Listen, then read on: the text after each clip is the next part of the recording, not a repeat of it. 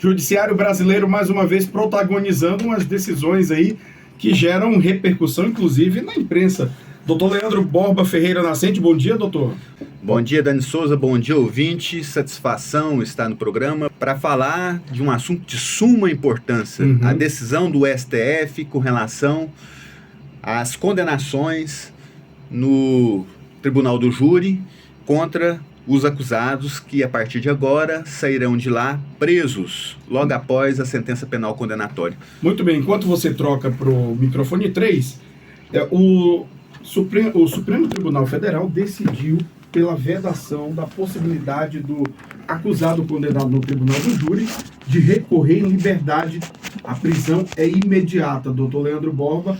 O que decidiu realmente o Supremo Tribunal Federal nesse quesito?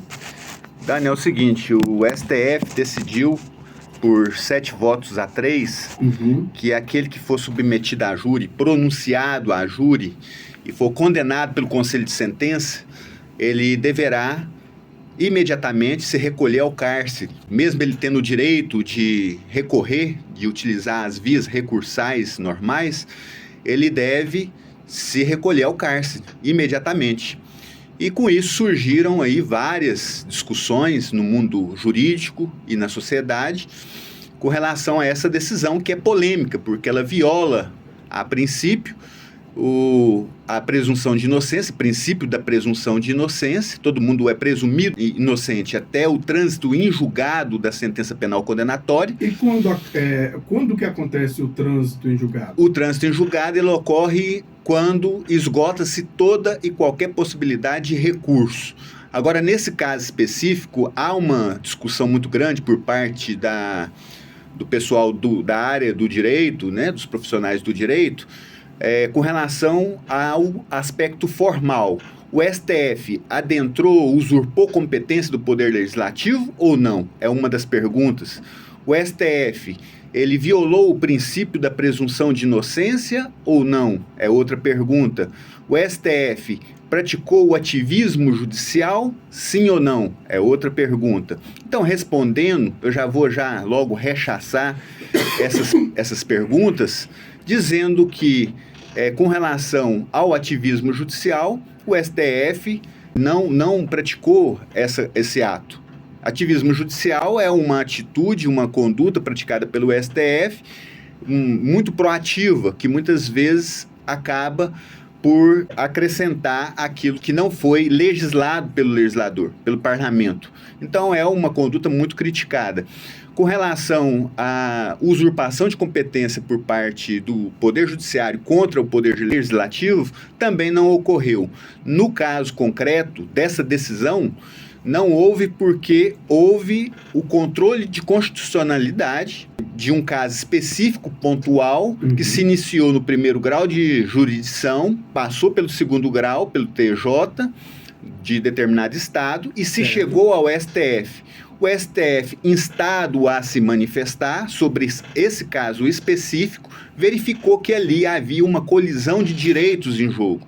De um lado, a presunção de inocência, que é um direito fundamental de todo e qualquer cidadão, e de outro lado, o princípio da soberania dos vereditos do Tribunal do Júri. Diante dessa colisão, o STF entendeu que deveria, nesse caso, prevalecer a soberania dos vereditos nos julgamentos do Tribunal do Júri. Prevaleceu aí, nessa colisão de direitos, a soberania dos vereditos. Muito bem. Para quem está nos acompanhando na congestionada Avenida Anhanguera, que está no trânsito nesse momento, e quer entender mais sobre o Tribunal do Júri, por exemplo, que é o assunto aqui em pauta, doutor, quais são os tipos de crimes que são submetidos ao Tribunal do Júri, ou é uma decisão do próprio juiz? Não, é o seguinte, o Tribunal do Júri já é um instituto antigo e ele julga crimes dolosos contra a vida. O acusado ele é pronunciado e mandado a júri. Então, todo crime doloso contra a vida, homicídio simples, homicídio qualificado, temos aí hoje a figura do feminicídio, né? Infanticídio. Então, vários crimes são tidos como crimes dolosos contra a vida. Homicídio, de maneira geral. E talvez esse entendimento do crime contra a vida tenha guiado ali, instruído os ministros do Supremo a votarem por essa vedação de não responderem em liberdade. E é possível, mesmo depois de condenado no tribunal do júri, após a defesa recorrer durante o processo de execução penal, porque se torna uma execução penal a partir de agora, se torna possível essa pessoa ser inocentada ainda depois disso? Sim, torna-se possível. Esse é o grande risco que nós corremos e a crítica que a maioria dos advogados fazem é justamente esta, porque estaria precipitando, né? Estaria aí... Um paradoxo.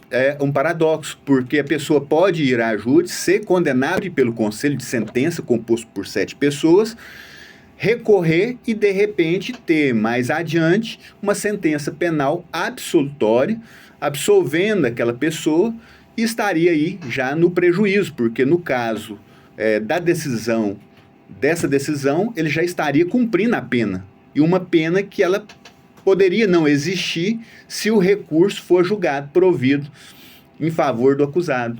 Ele pode muito bem, no recurso, comprovar que ele foi inocente, pode atacar ali determinada nulidade, ele pode anular partes do processo. Então, é uma decisão precipitada sob esse ângulo. O que eu vejo de positivo na decisão do STF é que ele atendeu os reclamos da sociedade, que é o número excessivo de homicídios, principalmente do feminicídio, que está galopando aí hoje no país. Verdade. Quais os pontos negativos dessa decisão? Os pontos negativos é que nós percebemos que há esse risco aí de violação ao princípio da presunção de inocência, né? E também a superpopulação carcerária vai afetar essa questão. E outra questão muito importante é que poderemos ter aí uma fuga em massa desses acusados que serão levados à júri doravante. Eu já vi vários colegas já falando que o seu cliente não participará mais do tribunal do júri. Ele não vai ao júri. O advogado pode fazer o júri sem a presença do acusado ao seu lado. Pode fazer. Mesmo no caso do tribunal do júri? Mesmo no caso do tribunal do júri. Então, é muito melhor, então, o advogado comparecer ao tribunal do júri sem a presença do seu cliente, porque pode sair de lá condenado e já ir direto para a cadeia. E aí, no caso, o advogado não estaria ajudando o indivíduo a tornar-se um foragido? Estaria ajudando o cliente no direito de liberdade que ele tem. No direito de liberdade de, pelo menos, esperar o trânsito em julgado da sentença penal condenatória. Eu não vejo nada de errado nisso, né? Isso já é recorrente no Brasil. Muitos advogados adotam essa postura de fazer o júri sem a presença do acusado do lado, porque nós sabemos que hoje a sociedade é preconceituosa. Então temos aí, por exemplo, uma pessoa toda tatuada, ela já entra no estigma social, já entra condenada antes de fazer a própria defesa no tribunal do júri. Há essa ocorrência e, nesse caso específico aqui, haverá sim essa fuga maçante desses acusados que ainda estão para serem julgados pelo tribunal do júri. Doutor, em sua experiência, aqui só para nós, entre eu e você e a nossa querida audiência da Rádio Mania, Rádio Bons Ventos nesse momento, você acredita em uma reforma dessa decisão por parte dos próprios ministros do Supremo? Eu vejo que o STF ele já refluiu de decisões importantes ao longo de sua história. Então ele já decidiu, esse tema, inclusive, ele já foi discutido no STF num sentido contrário, né? Ele voltou atrás, obedeceu o princípio da presunção de inocência e agora novamente refluiu e voltou com essa decisão, dizendo que, no caso do tribunal do júri, o condenado, né, deve iniciar o cumprimento da pena imediatamente. Então eu vejo sim que o STF pode mudar esse posicionamento, até porque estamos tendo uma transição, né, no STF de membros, de ministros. Vários ministros irão aposentar esse ano, no próximo ano, e vai haver uma mudança de ideia, uma mudança de pensamento por parte do próprio STF. Muito bem, eu conversei com o doutor Leandro Borba Ferreira Nascente, advogado. Como que te encontra nas redes sociais, doutor? O meu YouTube é Leandro Borba Ferreira Nascente. E lá você YouTube. posta, inclusive, sobre esses assuntos, né? Faço questão de postar para ajudar a sociedade, para Uhum. contribuir para com a sociedade. E Esse é meu intuito. E é uma contribuição enorme, principalmente para nós que não somos da área jurídica e precisamos ter conhecimento, principalmente sobre os nossos direitos e deveres. Parabéns pelo seu trabalho nas redes sociais. No Instagram também te encontra, né? Sim, @advogados Borba e Nascente no Instagram. Muito bem. É uma satisfação, um prazer estar com você aqui, Dani. Obrigado mais uma vez por essa cordialidade, essa lanheza no trato, fino trato, e parabéns pelo seu trabalho. Parabéns a todos os ouvintes também. Muito obrigado.